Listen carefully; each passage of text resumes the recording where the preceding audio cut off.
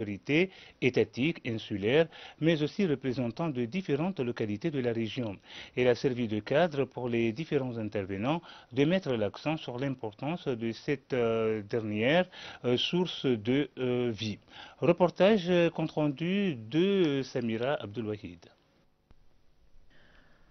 Avant de prendre part à la cérémonie d'inauguration du réseau d'eau en Bachilé, le chef de l'État a dirigé la prière hebdomadaire du vendredi dans cette localité. Accompagné de plusieurs membres du gouvernement et de la première dame du pays, s'est ensuite rendu comme tout le public sur la place réservée à cet effet.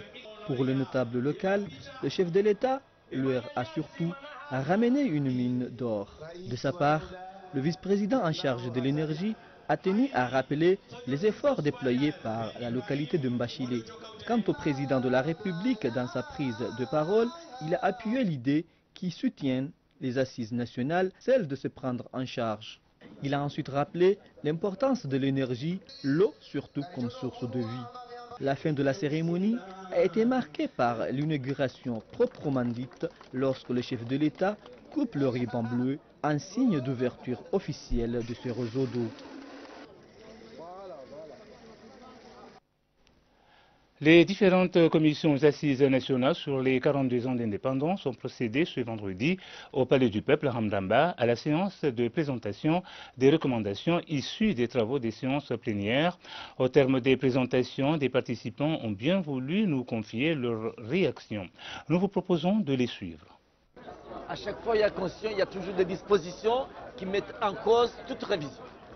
Par contre, il y a un article aussi qui peut autoriser les autorités à faire des révisions. Au cas où les circonstances sont les circonstances qui permettent aux dirigeants, bien sûr avec une concertation des partis politiques et de la nation, de dire qu'il va y avoir telle disposition où il nous faut vraiment réviser la Constitution.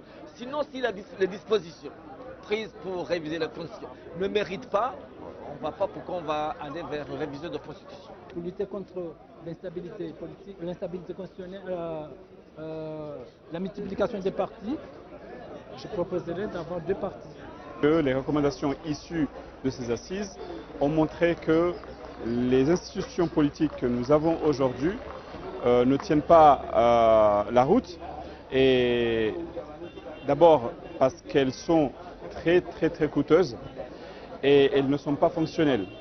Donc c'est ce qui a fait effectivement que le citoyen comorien vit mal ces institutions et on n'arrive pas justement à relever le défi de notre développement économique.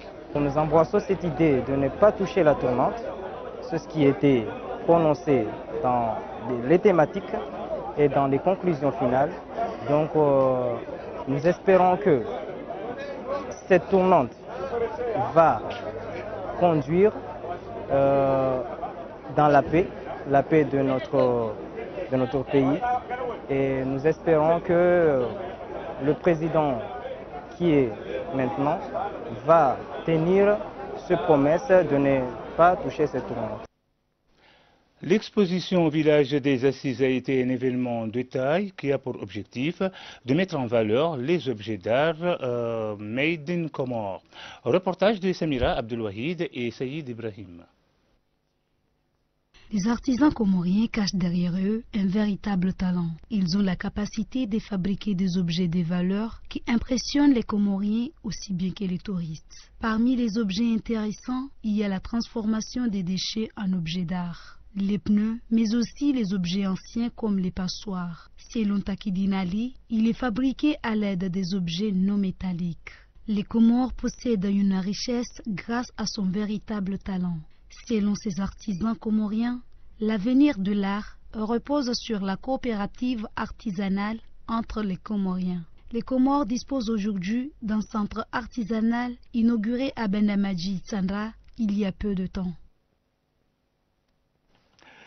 Un décret, le président de l'Union des Comores a rendu public un décret relatif à une journée chômée Le président de l'Union décrète, compte tenu de l'importance de la solennité que revêt l'Assemblée des Assises nationales, qui est ouverte le lundi 5 février 2018, sera clôturée le lundi 12 février 2018.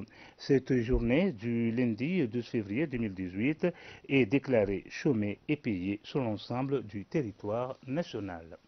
Autre volet de l'actualité de ce soir, le site de décharge d'Itsunzu est réouvert. La réouverture de ce site a fait en effet l'objet d'une négociation entre les autorités de la région et celles de la mairie de Moroni. Reportage de Saïd Madi Abdou Magaga. Pour promouvoir la santé publique, il faut disposer d'un environnement propre. C'est ce qu'a déclaré le conseiller Abdallah Mohamed Kassim de la commune de Moroni. Pour ce faire, Moroni, la capitale des Comores, doit se débarrasser de toutes sortes d'ordures ménagères qui occasionnent la dégradation de l'environnement. Pour y parvenir, les autorités compétentes ont pris les initiatives devant redorer l'image de la capitale. Il y a des solutions d'urgence, c'est aujourd'hui.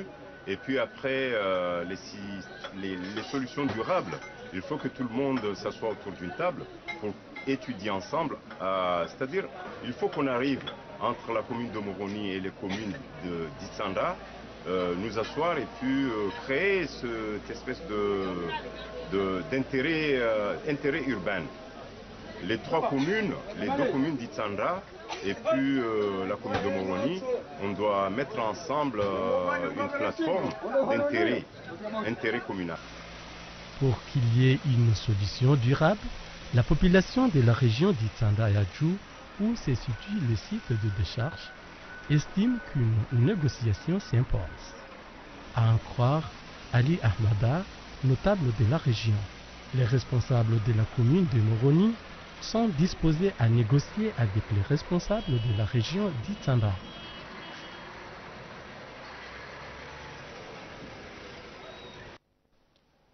L'Union des Comores a reçu ce jeudi un conteneur de viande de mouton de l'Arabie Saoudite. C'est un don du Royaume à l'égard de tous les pays musulmans d'Afrique. Un reportage d'Ahmed Mbaraka, compte rendu de Zaharim Bey.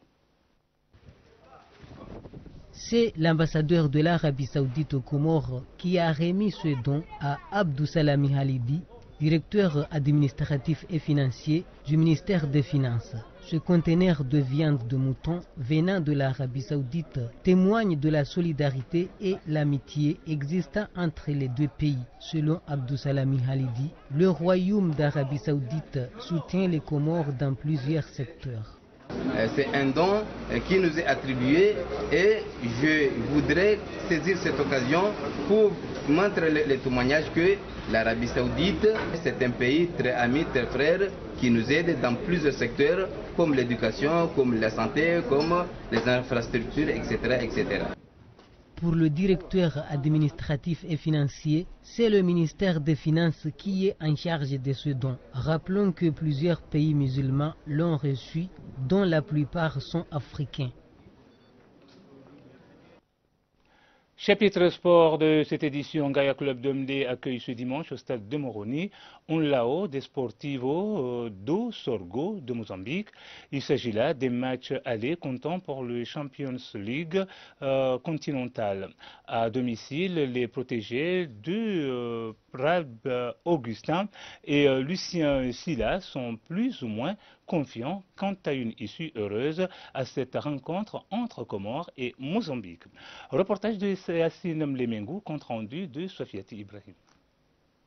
Gaïa Demde, représentant des Comores en Champions League continentale, est au Four au Moulin depuis un bon bout de temps pour affronter une Lao de Sportiva do Sorgo de Mozambique. Les entraînements s'enchaînent et s'intensifient au fil du temps et portent essentiellement sur les fondamentaux, dont l'endurance et le travail technico-tactique. Bref, Gaïa travaille d'arrache-pied pour pouvoir venir à bout de son adversaire.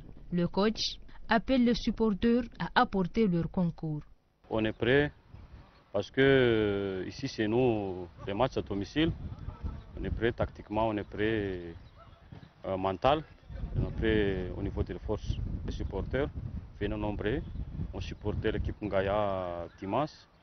parce que important pour nous, important les équipes, les 12e joueurs, pour remonter le moral jusqu'à la fin. Il faut soutenir. Le coup d'envoi commence jusqu'à la sifflet finale. Et bon sens Ngaya et bon sens l'île Comore. Avec notre préparation, on essaie de passer sur les 3 phases les plus nécessaires. C'est déjà fait. Il faut essayer de s'entraîner sur les 3 phases, les 3 périodes, sur l'aérobie, la puissance, tout ça. Donc ce sont des choses qui seront mathématiques. Mais en réalité, on est prêt d'affronter le match. Parce qu'avec le match contre Ngazi, c'est une équipe déjà qui va jouer match international. Ça nous a prouvé tant de choses. On a vu les lacunes. Depuis ce jour-là, on essaie de régler les derniers points. Donc je peux dire quand même qu'on est prêt à 85%, à 100%, pourquoi pas. Avant que le coup d'envoi ne soit donné, les 2 formations vont certainement aborder la partie avec la même soif de victoire. Dans ce contexte, il paraît risqué de se livrer au jeu de pronostic, d'autant que les 2 formations ont les moyens de leurs ambitions. Nous vous rappelons que Ngaya Sport de Mironti devra se méfier ce samedi au stade de Moroni de l'association sportive de Port-Louis 2000 de Maurice. Il s'agit là des matchs allés comptant pour les préliminaires de la Coupe de la Confédération africaine de football CAF. C'est la fin de cette édition. Le rappel des principaux titres, séance de présentation des recommandations issues des travaux des Assises nationales ce vendredi au Palais du Peuple. Inauguration ce vendredi à Mbachilé par le président de la République d'un point d'eau par la Mamoué. Ngaya Club d'MD et Unlao Desportivo de Sorgo de Mozambique en match aller de Champions League continentale dimanche prochain au stade de Moroni. C'est bel et bien la fin de cette édition. Merci de l'avoir suivi. Bonne continuation pour la suite de nos programmes sur ORTC.